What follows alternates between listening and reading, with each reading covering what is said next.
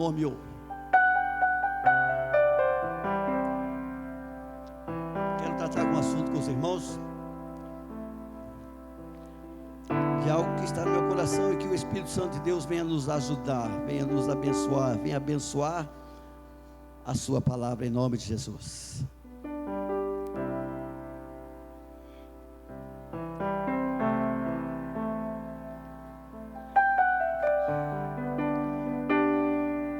Amém? Todos acharam aí? Deuteronômio 8. Deuteronômio foi o quinto livro que Moisés escreveu, né? Quinto e último livro que ele escreve. Ele faz parte do Pentateuco, os 5 primeiros livros da Bíblia. E Deuteronômio é o livro da repetição das leis, tá? Ele começa com as palavras no capítulo 1, e estas são as palavras, né? E estas são as palavras. Está repetindo aí o livro da lei que aparece em Êxodo, né? Ele repete novamente em Deuteronômio. Por que será, hein, amados? Por que será que Deus teve esse zelo, esse cuidado de ser repetitivo? Por que será? Eu quero crer aqui que o propósito foi para inculcar a palavra de Deus, para inculcar na cabeça do povo de Israel as leis, a vontade da qual Deus havia estabelecido para o povo de Israel, tá? No último livro, que faz parte do Pentateuco, que para os judeus é a Torá ou a lei, né? Foi escrito justamente para isso, repetindo, reforçando a lei de Deus, a vontade de Deus para as nossas vidas, né? Então é uma coisa que eu gostaria de tratar com os irmãos a partir do verso 1 até o verso 10. Diz assim a palavra de Deus: todos os mandamentos que hoje vos ordeno, guardeis, para os fazer, para que vivais e vos multipliqueis, e entreis e possuais a terra que o Senhor jurou a vossos pais. E te lembrarás de todo o caminho pelo qual o Senhor teu Deus te guiou no deserto esses 40 anos, para te humilhar, para te tentar, para saber o que estava no teu coração, se guardarias os teus mandamentos ou não. E ele te humilhou e te deixou ter fome, e te sustentou com maná que tu não conheceste, nem teus pais o conheceram, para te dar a entender que o homem não viverá só de pão, mas que tudo que sai da boca do Senhor viverá o homem. Nunca se envelheceu as tuas vestes sobre ti, nem se inclinou teus pés nesses 40 anos. Confessa, pois, no teu coração, que como um homem castiga o seu filho, assim te castiga o Senhor teu Deus. E guarda os mandamentos do Senhor teu Deus, para o temeres e andares nos seus caminhos. Porque o Senhor teu Deus te mete numa boa terra, terra de ribeiros, de águas, de fontes e de abismos, que saem dos vales e das montanhas, terra de trigo e de cevada, de vides, figueiras e romeiras, terra de oliveiras, abundante de azeite e mel, terra em que comerás o pão sem escassez, e nada te faltará nela, terra cujas pedras são ferro, e de cujos montes tu cavarás o cobre. Quando pois tiveres comido e fores farto, louvarás o Senhor teu Deus pela boa terra que te deu. Amém? Espírito Santo de Deus, nós te louvamos, ó Pai, porque o Senhor nos dá essa oportunidade. Estamos aqui para sermos ministrados pela Tua palavra, Senhor, pois a Tua palavra é Tua, Pai amado, pois Tu és a palavra. Oh Senhor, meu Deus, em nome de Jesus, que o Senhor venha derramar sobre nós, ó Pai, a tua bênção, a tua graça, o teu amor, o teu cuidado, Pai amado. Senhor, que a tua presença seja real neste lugar, Senhor. Não seja somente este pregador a falar, Pai amado, mas que seja a tua palavra a ser anunciada, Senhor, em nome de Jesus. Pai, leva cativo a cada coração que aqui está. Abre, Pai amado, o entendimento do teu povo. Abre, Senhor, meu Deus, os ouvidos espirituais do teu povo, para que eles possam receber de bom grado a tua palavra. Leva cativo, Senhor, a cada um que aqui está. Pelo poder do nome de Jesus, eu repreendo, Senhor, tudo aquilo que distrai, tudo aquilo que rouba a tua palavra. Eu repreendo no poder do nome de Jesus, ó Pai amado. E que seja feita a tua vontade. Amém. Amém. Glória a Deus. Meus queridos, quem é pai aqui, quem tem família, sabe a dificuldade que é você construir uma família, construir ali os filhos, educar os filhos, preparar todo um contexto familiar. A gente vem sozinho, se encanta com alguém, ou se amarra com alguém, é uma pessoa do sexo oposto, né, de preferência, e você ali, você se amarra com ela, fala, vamos tocar a vida junto, e vamos criar, e vamos constituir uma família. E não é fácil, a empreitada é brava, a empreitada é feia, as dificuldades vêm, os aperreios vêm, as tempestades muitas vezes nos açoita, e a família balança de um lado para outro, mas o pai tem aquela incumbência, aquele peso sobre os seus ombros. Eu preciso educar os meus filhos, eu preciso cuidar da minha casa, eu preciso preparar a minha família. Não é essa a nossa preocupação? A preocupação dos pais? Dar a melhor educação para o filho. E hoje, o custo de uma criança é grande. Quem tem criança pequena que eu diga, pagar uma escola, dar uma educação para as nossas crianças, tem um alto custo, não é? Mas tudo isso nós fazemos para quê? Para que eles sejam beneficiados, para que eles possam desenvolver aí um bom emprego, uma boa profissão, para trabalhar no mercado de trabalho e conquistar lá os seus bens, e constituir também a sua família. Então, o pai tem essa preocupação, os pais têm essa preocupação de cuidar da família, conduzir a família. Assim também é Deus, assim também é o nosso pai, por isso que ele chama de pai. Jesus chamava ele de pai, nosso pai. Ele é o nosso pai. Se ele é o nosso pai, nós somos família dele. Amém. Você faz parte dessa família? Nós somos a família de Deus, amados. E ele é o nosso pai. E ele também, o desejo de Deus, quando ele arranca Israel do Egito, era construir uma família, uma grande nação. Essa família peculiar de Deus, o zelo dele, o cuidado dele, levou Israel a caminhar por caminhos dos quais eles não esperavam caminhar. O zelo de Deus levou por caminhos dos quais, amados, para vocês terem uma ideia, o caminho que eles fizeram durante 40 anos, atravessando o deserto, se eles fossem por um caminho certo, um caminho reto, eram 3 meses. 3 meses de caminhada. Ele alcançaria a terra prometida.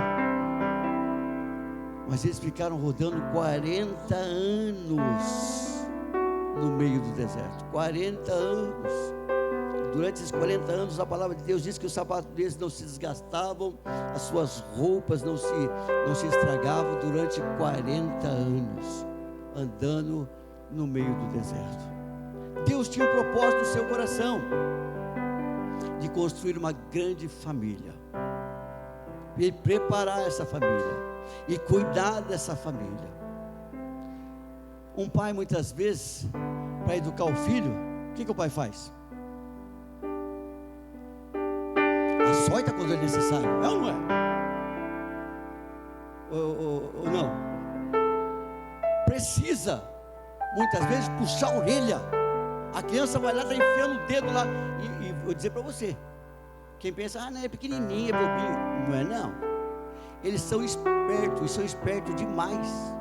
Desde quando nasce, eles fazem a gente de bobo. Não é? Se ele está chorando, ele aquele chorinho de recém-nascido, você vai lá, principalmente as mães de primeira viagem, né? Vai lá, cata o bebezinho, coloca no colo, e ele para de chorar. Ele falou, opa, ele captou a ideia, ele assimilou, ele faz uma assimilação. O ser humano não é bobo não, bobo é você, somos nós.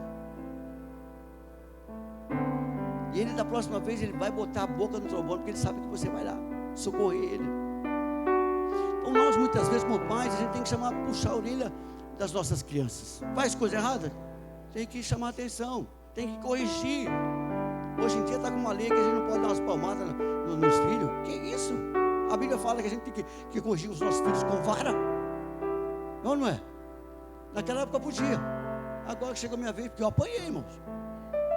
Minha mãe não dava boi não. A velhinha era brava. Eu lembro quando nós fazíamos arte, nós éramos em 8 irmãos, 5 homens, 3 homens, 5 mulheres. Quando eu fazia arte, Ricardo, rapaz, a primeira coisa que ela tinha na mão, ela catava. Era cabo de vassoura, era rodo, e o negócio ia pra cima. E ó, perna pra que te quero, não é? Então, quer dizer, naquela época eu podia bater. Agora que chegou a minha vez, que eu posso... Não pode não. Agora você não pode não. E eu coloquei aqui o meu sermão, amados. E eu digo assim para você, quando teu pai te corrigia, você ficava bicudo com teu pai? Você ficava bravo? Ficava bravo com teu pai? O que você fazia nele? Batia nele?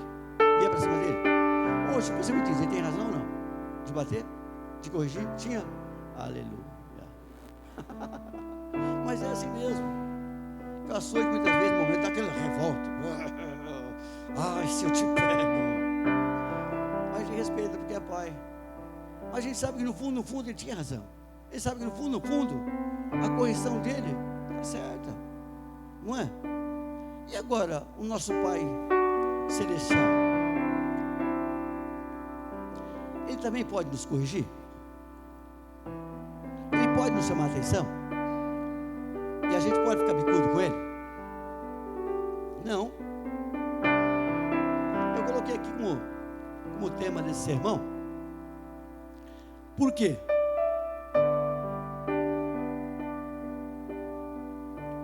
Porque somos provados por Deus.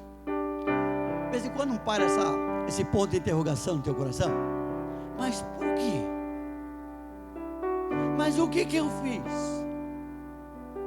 Mas por que eu estou assim? Mas por que aconteceu isso comigo?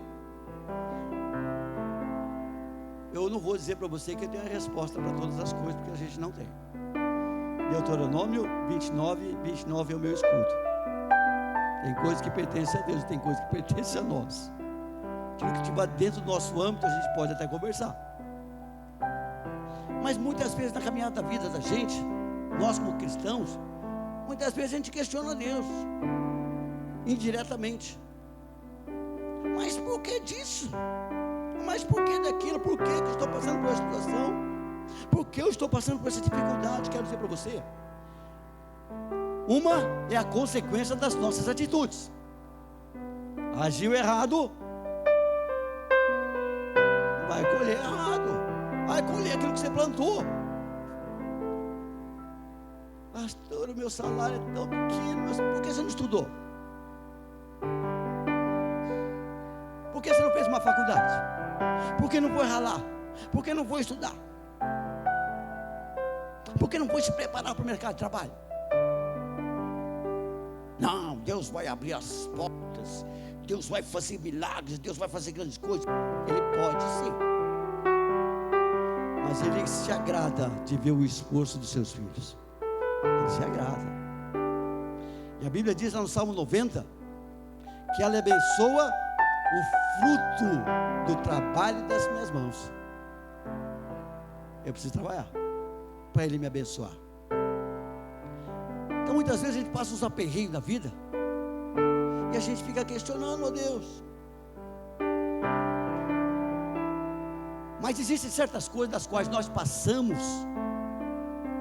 que a gente percebe claramente o agir de Deus, o mover de Deus na nossa vida. Só que muitas vezes o pai corrige, o filho não gosta não. Você ficou dando risada quando teu pai pegou a cinta e deu na bunda de você?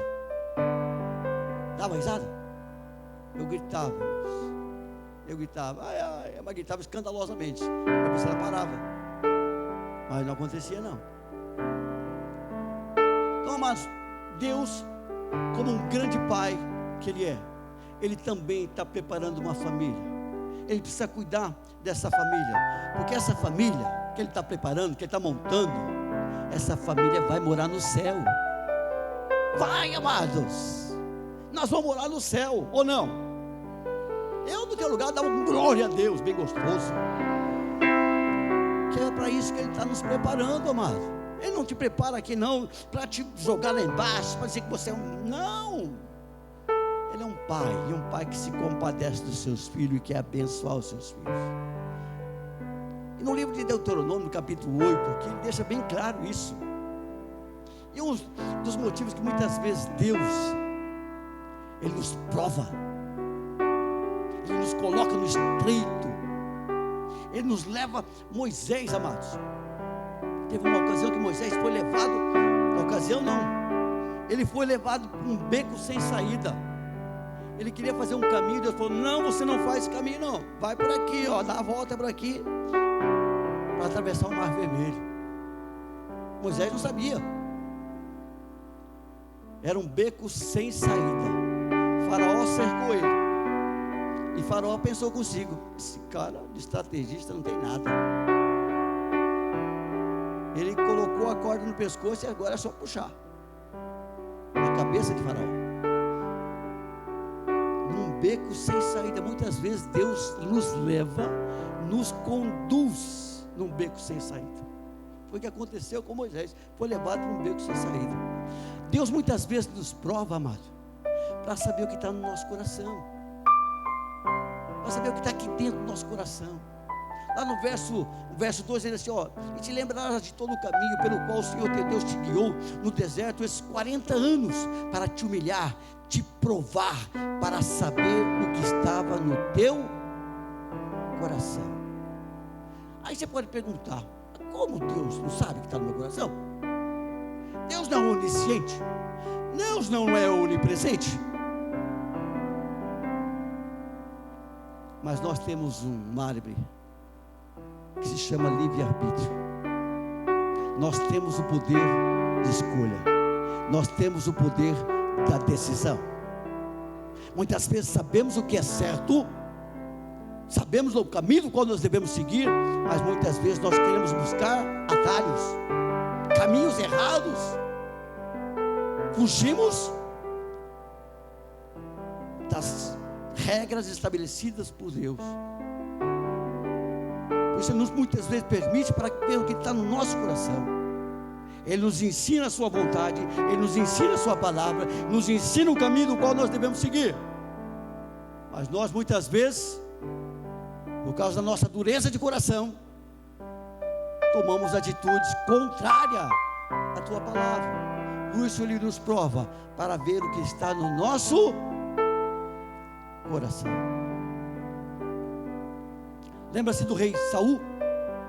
Lembra-se? Primeiro rei de Israel. Foi levantado por quê? Foi levantado por Deus. Saul foi levantado por Deus. Um homem eleito segundo a vontade de Deus. Qual o propósito de Deus na vida daquele homem? Que ele governasse Israel, que ele reinasse sobre o povo. O que ele fez? Perdeu o reinado. Por quê? Por causa da desobediência à vontade de Deus. Por isso Samuel chega a dizer, ó, melhor você aprender, que é melhor sacrificar, né? É isso? É melhor obedecer do que sacrificar. Sabia o caminho do qual ele queria tomar, e tomou um caminho contrário à vontade de Deus. O que aconteceu com esse homem? Perdeu o reinado, perdeu o seu governo, a sua família foi dissipada, a sua família foi destruída. Tem um filho dele até que, como chama o filho dele? E o outro? Não, era o neto dele, né? O neto dele. Como que é? Mefibosete. A empregada, é isso aí. Então, eu só deixo para ver se o pessoal sabe, se o pessoal conhece mesmo. E a empregada foi sair correndo do palácio com aquela criança no colo, e essa criança caiu, quebrou a sua perna, o seu tornozelo, não sei, e ele ficou com a perna torta a vida inteira. Consequências de atitudes erradas. Um homem levantado por Deus, um homem preparado por Deus. Deus tinha um propósito na vida dele, e Deus deu uma oportunidade a ele. E o que ele fez? Deu tudo a perder. Muitas vezes Deus nos prova, permite que nós sejamos provados, para ver verdadeiramente o que está no nosso coração. Servir a Deus quando está tudo bem, é legal, é gostoso. Mas servir a Deus, adorar a Deus, em meio às lágrimas, em meio às dificuldades, é somente para verdadeiros adoradores. Somente para verdadeiros adoradores. Deus nos prova para conhecer o nosso coração. Nós somos cônscios das nossas atitudes. Nós temos o poder da decisão. Meu pai errou. Não é por causa que meu pai errou, eu sou obrigado a errar também. Meu pai foi um viciado. Não é porque ele foi viciado, eu preciso viciar também, ser um viciado. É poder de decisão minha. É eu quem decido. Muitas vezes tomamos decisões erradas, sabendo o caminho do qual nós devemos tomar, sabemos qual é a vontade de Deus para nossas vidas, mas eu quero fazer do meu jeito. Deus nos prova muitas vezes para conhecer o que está no nosso coração. Ter domínio próprio. É necessário ter domínio próprio. Cada decisão que você for tomar, seja cônscio das tuas decisões. E saiba que por causa das tuas decisões, grandes coisas podem acontecer, tanto do lado negativo como positivo. E o que Deus tem para você é bênção, meu amado. É vitória, é alegria, é paz, é longanimidade. É isso que Deus tem para você, meu amado. Bota isso no teu coração. Exercita a palavra de Deus. Pratica a palavra de Deus. Tenho certeza que você vai colher frutos de 1 para 30, de 30 para 60 e de 60 para 100. Deus, Ele nos prova para mostrarmos, para sermos, aliás, dependentes dEle. Deus nos prova muitas vezes. Ele permite que muitas vezes passamos por dificuldades, somos humilhados. Já se sentiu humilhado? Eu lembro que uma vez não, foi lá várias vezes, eu não tinha dinheiro nem para pôr gasolina no carro. Eu tinha uma perua Kombi, passávamos uma perreira danada com aquela perua. Ela era álcool. E às vezes eu ia dirigindo assim, contando, tinha até medo de pisar no acelerador para não acabar o combustível. Que situação. E era pior ainda quando acabava o combustível. O que eu fazia? Ô Paulo, o primeiro mercadinho que eu achava, ia lá comprar um litro de álcool. E mas que cabeça, 1 litro de álcool, esse álcool de mercado, é muito mais caro que o álcool de etanol. Oh, tristeza, um sufoco danado, deixava o carro lá sozinho.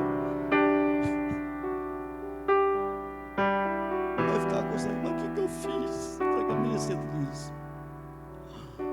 Às vezes, amados, Deus nos permite passar por algumas situações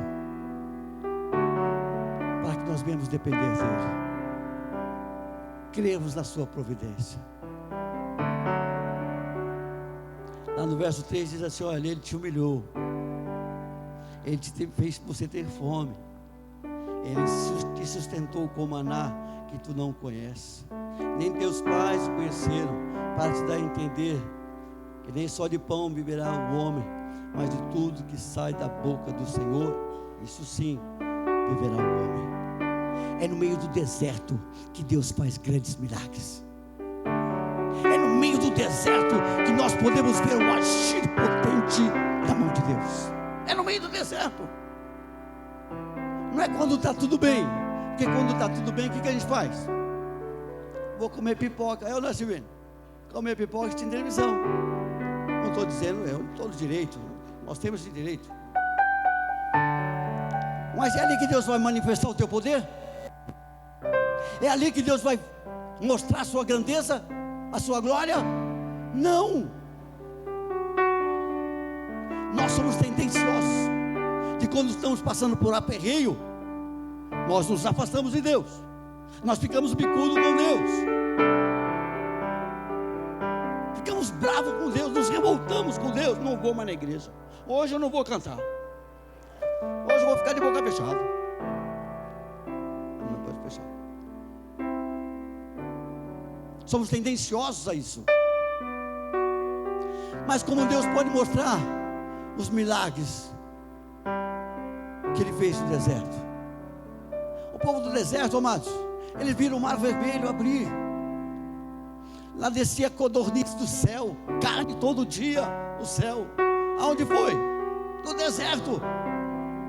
É lá que Deus manifestou sua glória, manifestou o seu poder.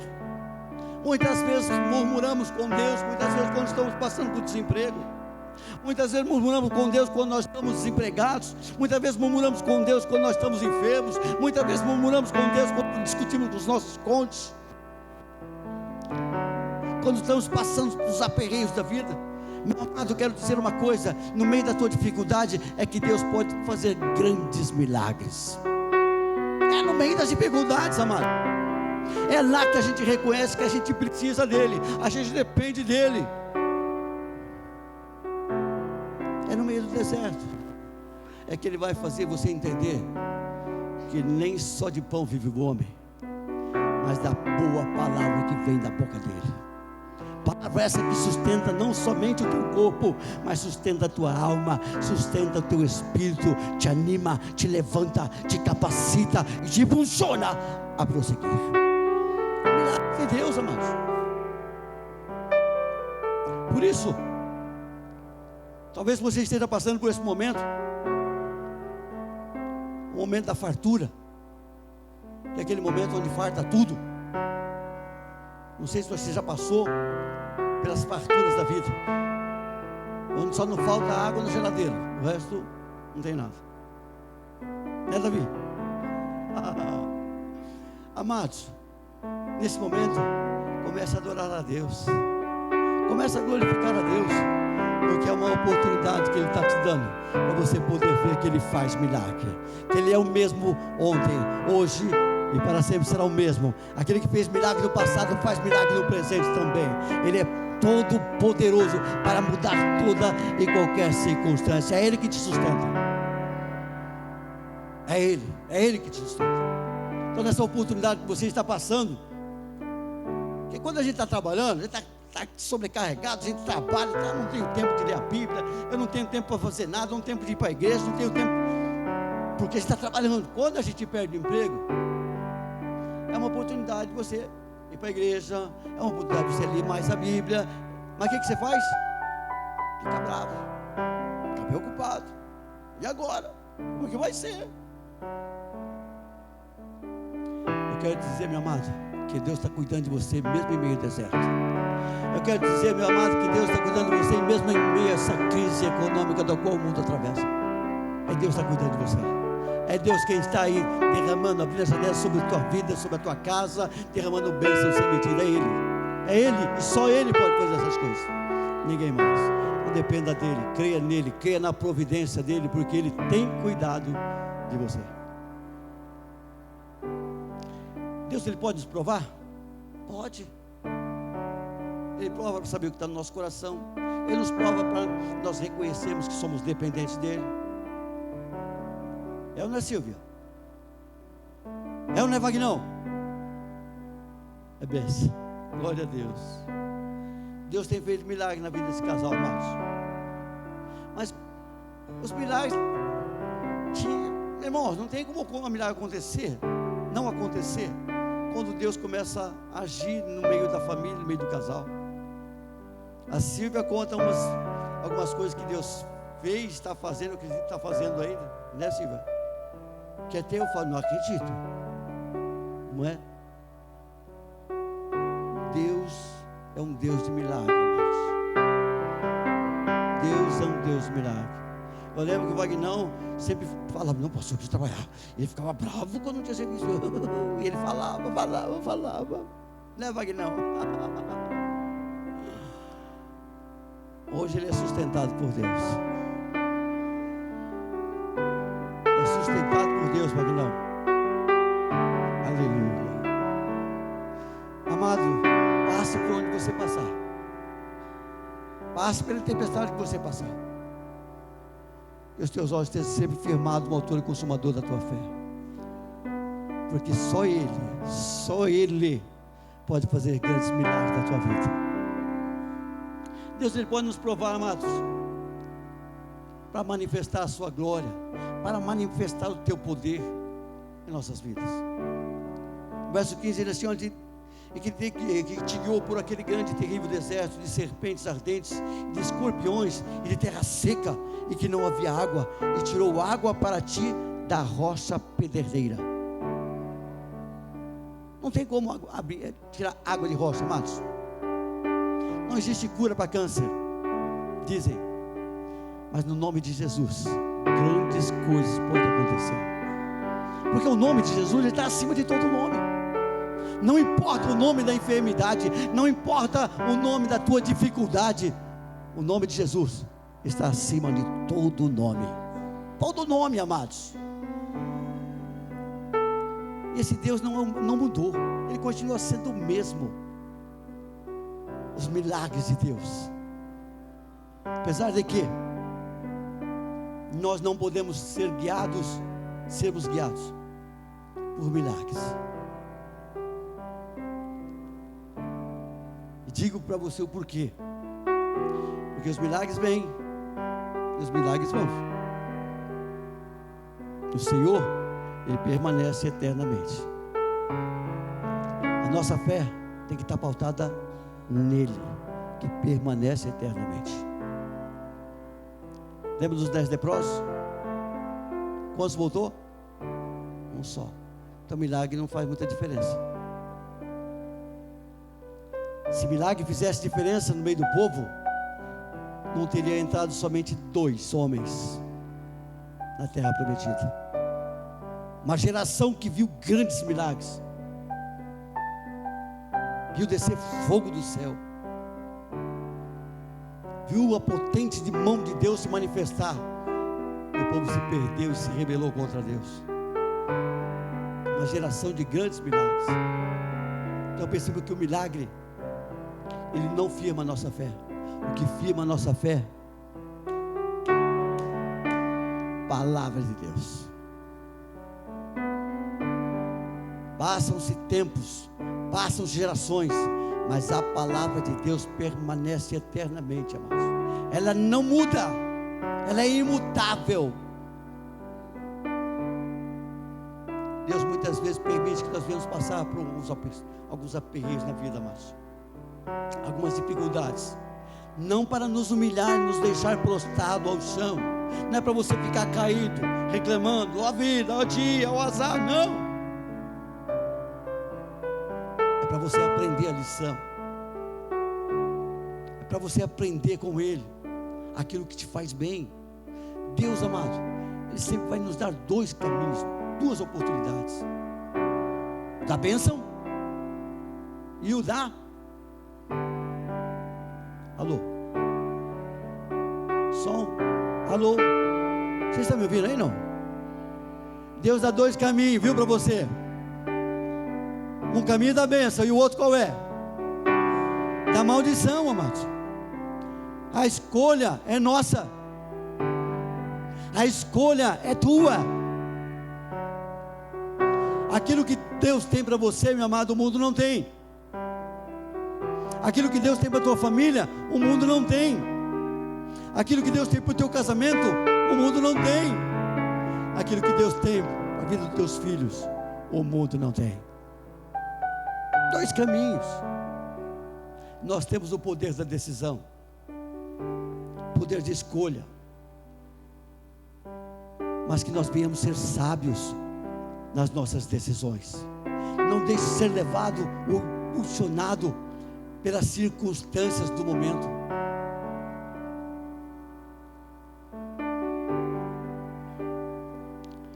Quando a gente está endividado, quando você tem muita conta para pagar,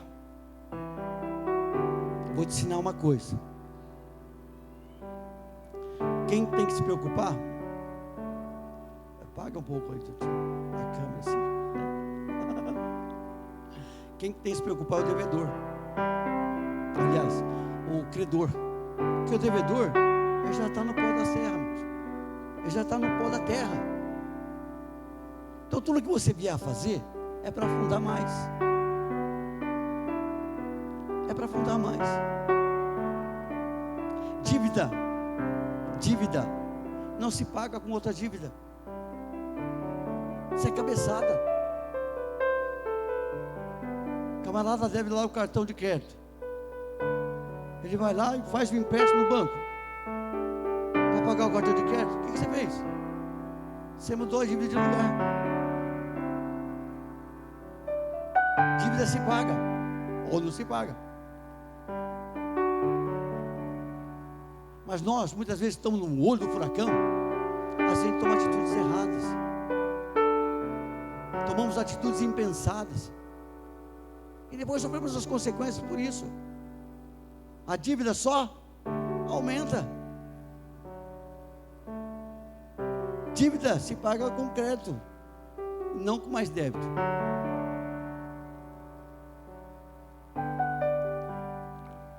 Muitas vezes o camarada já está enroscado no teu pescoço. O que ele faz? Vai procurar uma agiota. Ah não, não é agiota, hoje é factory. Mudou o nome, né? Não é mais agiota. Mudou o nome, só mudou o nome. Agora é factory. É um negócio de falar inglês aí, né, irmão? Tu parece que é para enrolar você, para te enganar.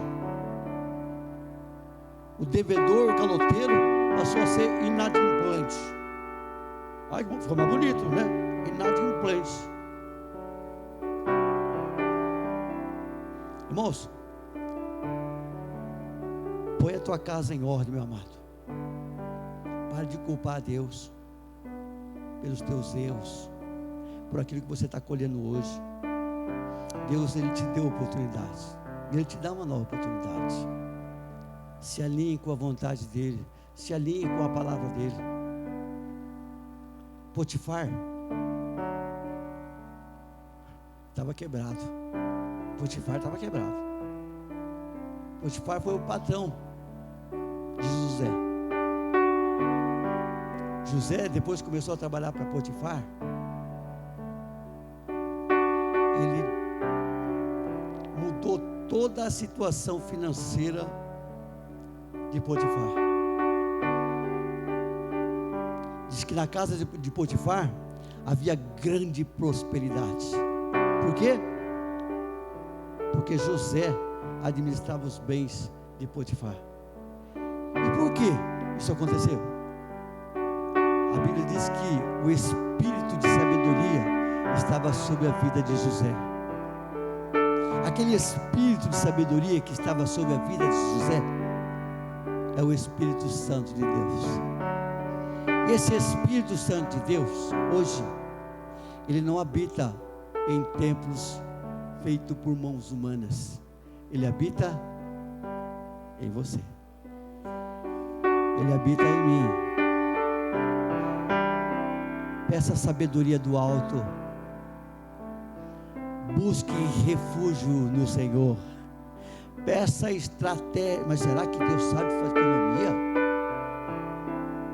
A minha esposa, até eu ficava assim meio com ela, porque quando ela trabalhava na empresa, ela disse que chegou na empresa para trabalhar lá, mas ela disse que não mal sabia ligar o computador. Era isso, né, amor? Ligar o computador, né? Ligar o computador. E tinha que fazer lá uns gráficos, alguma coisa no computador. E ela ficava perguntando: Jesus me ensina.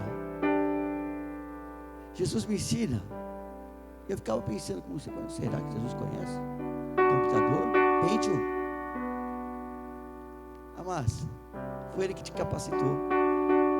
É Ele que dá capacidade ao homem. É Ele que dá sabedoria. E essa sabedoria não é terrena. Essa sabedoria não é humana. Essa sabedoria muitas vezes não se aprende na faculdade. Se aprende de joelhos só. Se aprende prostrado diante de Deus. Irmãos, tem coisa mais difícil para o homem, ele se render. E às vezes a gente precisa apanhar. O barro na mão do oleiro, ele é amassado. E amassar o barro dói. Dá um beliscão no teu irmão, vê que você dá um pulo aí. Não, brincadeira. Isso é amassar o barro. Amassar o barro é quebrar os nossos preconceitos. Amassar o barro é arrancar de nós, amados, alguns modelos dos quais nós tínhamos antes de conhecer ao Senhor. Moldar o barro. Muitas vezes Deus permite passarmos por situações para que nós venhamos reconhecer o seu poder, o poder de transformação. Às vezes a gente é vacilão, às vezes a gente sabe daquilo que Deus quer de nós, mas nós muitas vezes nos recusamos a fazer a tua vontade. Sofremos as consequências das nossas atitudes. Deus, Ele pode sim nos provar, para nos preparar para o melhor. Você acredita nisso? O povo, quando saiu de Israel, saiu do Egito, reclamava com Deus, reclamava com Moisés. Moisés, você está doido? Pastor Moisés sofreu, irmãos. Meu Deus, aquela multidão de gente reclamando na orelha dele. Eu fico imaginando o tamanho da orelha que ele tinha. E dá com todo o povo, Betânia do céu. Você fazia, não dá bom não. Fazia, não. Não sei, parece que existe uma mera semelhança, não sei. O povo saiu do Egito, viu aqueles grandes milagres que Deus fez e ficavam reclamando. Lá nós tinha cebola, lá nós tinha alho, tinha pepino, tinha saudade de pepino, melões. Mas eles não entendiam que Deus estava preparando eles para o melhor, uma terra boa. Nós muitas vezes não entendemos o agir de Deus, nós muitas vezes questionamos a Deus, nós muitas vezes não compreendemos a forma de Deus trabalhar em nossas vidas. Sempre digo para vocês que o nosso Deus, Ele tem uma mente infinita, e nós, uma mente finita, usamos a capacidade do nosso cérebro em 3%, tem uns que é só meio, mas tudo bem. Como que a gente vai querer compreender, entender ou interagir com este ser tão grande e ilimitado? Jesus falou uma vez para João, ou para Pedro, quando estava lavando o pé de Pedro, falou: Pedro, vou lavar teu pé. Não, Senhor, Pedro, o que eu estou fazendo agora, você não vai entender, mas depois você vai entender. Talvez o momento que você esteja passando, momentos nos quais nós passamos, nós não entendemos, nós não compreendemos, mas uma coisa é certa: o Senhor tem o melhor para você. Hoje nós estamos aqui, amados, a gente precisa de carro para andar, a gente precisa de gasolina para pôr no carro, a gente precisa do arroz e feijão, a gente precisa trabalhar para comprar arroz e feijão, a gente precisa pagar a prestação da casa, quem tem casa para pagar, a gente precisa pagar aluguel, quem paga aluguel. Não é assim? Mas se eu disser para você que Jesus tem o melhor para você, meu amado, você vai andar em carro de fogo, você vai morar em mansões celestiais, e lá você não precisa pagar aluguel. Lá não tem a Light, não. Lá não tem Eletropaulo. A Light já foi há muito tempo, né? Sabe por quê? Porque o Cordeiro é a lâmpada. Você não precisa pagar energia elétrica. Olha o que Deus tem para nós. Ele está nos preparando como uma família, para nos levar para morar numa cidade. Aleluia. Deus está te preparando, meu amado, para você tomar posse daquilo que é melhor, coisas grandes, daquilo que jamais subiu ao teu coração, aquilo que jamais subiu ao teu pensamento. É isso que Deus tem preparado para vocês, é isso que Deus tem preparado para o teu povo, é isso que Deus tem preparado para esta família. Mas Ele vai tratar conosco, Ele vai tratar com nós, Ele vai arrancar as arestas que precisam ser arrancadas, Ele vai te moldar para que você fique mais receptivo à vontade dEle. Lembra do galo? Eu já falei para vocês. O galo, ele tem carne dura. E se você vai comer um galo, você tem que colocar na panela de pressão, e ele fica lá, ó,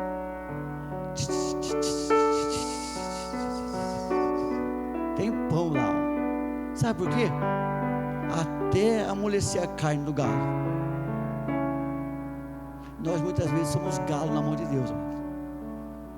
Ele vai deixar você lá na panela de pressão, até esse coração aquebrantar, até essa carne ficar macia. É o tratar de Deus, é o agir de Deus, amado, na vida da gente. Não fica bravo com Deus não, pelo momento que você está passando. Não fique bravo não. Pelo contrário, aprenda a glorificar a Deus em toda e qualquer circunstância, em nome de Jesus. Amém, igreja? Concluindo aqui, meus queridos, em meio às provações da vida, não pergunte o porquê, mas para quê. Deus tem propósito em todas as coisas. Deus quer te ensinar alguma coisa nesse momento que você está passando. Talvez essa enfermidade da qual você está passando, talvez seja um momento, um tempo do qual Deus está te dizendo: glorifique a mim com a tua vida, glorifique a mim em meio à tua dor. Talvez esse momento de sufoco que você está passando, Deus está querendo te ensinar: olha para mim, olha para mim, não olha para as circunstâncias não, mas olha para mim, pois eu sou o teu sustentador. Aprenda com Deus, seja um bom aluno para com Deus, que eu tenho certeza que você não vai tomar bomba, mas você vai passar de ano em nome de Jesus. Amém, igreja? Vamos colocar de pé. Eu quero orar com você. Quero dizer para você que nem tudo acabou. Não se dê por vencido, não se dê por derrotado. É só um momento. Chove todo dia? Não. As tempestades vêm e vão embora. No dia seguinte, o sol nasce novamente. Amanhã é um novo dia.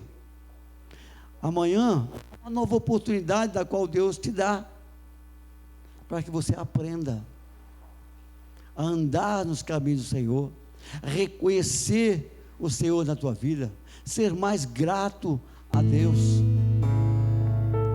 A Bíblia nos recomenda: reconhecei o Senhor em todos os teus caminhos, para que tudo te vá bem. Reconhece.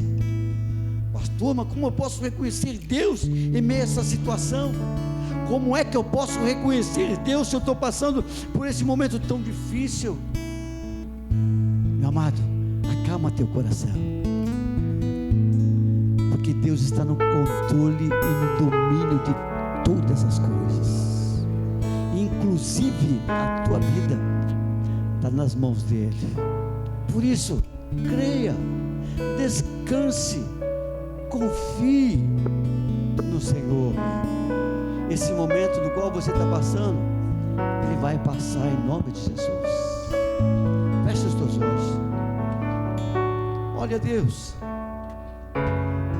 fale com Deus nessa hora, peça para Ele abrir o teu entendimento, peça para Ele abrir a tua compreensão. Olhe com os olhos espirituais, veja a fidelidade de Deus sobre a tua vida. Em todos os momentos Ele sempre esteve, sempre estará lá, e Ele está lá. Abra os teus olhos espirituais e veja a potente mão de Deus guiando a tua vida, guiando a tua casa, guiando os teus negócios. Reconheça Deus em meio a toda essa situação. Senhor, meu Deus e meu Pai, em nome de Jesus, Senhor, nós queremos pedir perdão ao Senhor, pedir perdão ao Senhor pela nossa ignorância, pedir perdão pela nossa incredulidade, Senhor, pedir perdão se muitas vezes duvidamos do Senhor. Perdoa, Senhor, meu Deus, se muitas vezes falamos sem pensar, Senhor. Perdoa, Senhor, meu Deus, se agimos muitas vezes de forma errada. Perdoa-nos, ó Deus, se muitas vezes queremos tomar as rédeas das nossas vidas em nossas mãos. Perdoa se muitas vezes queremos tirar das tuas mãos aquilo que lhe pertence, ó Pai amado. Oh Senhor, meu Deus, em nome de Jesus, derrama sobre nós a tua graça, derrama sobre o teu povo, Senhor, a sabedoria, o discernimento daquilo que vem do Senhor e aquilo que não provém do Senhor, aquilo que vem do coração do homem e aquilo que vem do coração do Senhor. Em nome de Jesus, ó Pai, toma este homem nas tuas mãos, toma esta mulher nas tuas mãos, ó Pai amado, e que eles entendam, Pai Santo, que é o Senhor quem governa, que é o Senhor quem domina, que é o Senhor quem abre porta, que é o Senhor quem fecha, que é o Senhor que abate, mas que é o Senhor quem levanta. Oh Senhor amado, que nós, ó Pai, viemos nos submeter à tua soberania, viemos reconhecer, ó Pai, que é o Senhor que tem cuidado de nós, que o Senhor é quem tem nos dado a saúde, que é o Senhor quem tem aberto a porta de emprego, que é o Senhor que tem nos dado o salário, é o Senhor que tem nos abençoado. Oh Senhor, meu Deus, em nome de Jesus, arranca do nosso coração toda ignorância espiritual, Senhor. Oh Senhor, meu Deus, arranca, Senhor, do nosso coração toda a incredulidade, e nos dá, ó Pai amado, um coração de carne, um coração aquebrantado, um coração dependente do Senhor, ó Pai, pois só assim poderemos ver os grandes milagres os quais o Senhor tem para as nossas vidas. Somente assim nossos olhos poderão contemplar o agir em nosso meio, Senhor. Oh Senhor amado, em nome de Jesus, entra em meio a esta família e dá paz, dá a ele estratégia, Senhor, dá a ela sabedoria, Pai amado, em nome de Jesus. Pai, entra em meio a este negócio, entra Entra em meio a este negócio, Senhor. Muda essa situação, Senhor. Dá instrumentos, ó Pai amado, para que o teu filho, Senhor, possa trabalhar, possa conquistar, possa alcançar, ó Pai, aquilo que tu tens preparado para ele, Senhor amado. Em nome de Jesus, Pai, pelo poder do nome de Jesus, quebra as cadeias, ó Pai, que os prende, que os amarra, que os faz retroceder. Quebra, Senhor, estas cadeias no poder do nome de Jesus. Pai amado, que eles sejam livres para te adorar, que eles sejam livres para te glorificar, e que eles saibam que toda dádiva, toda boa dádiva vem do Senhor e vem das tuas mãos, ó Pai amado, em nome de Jesus.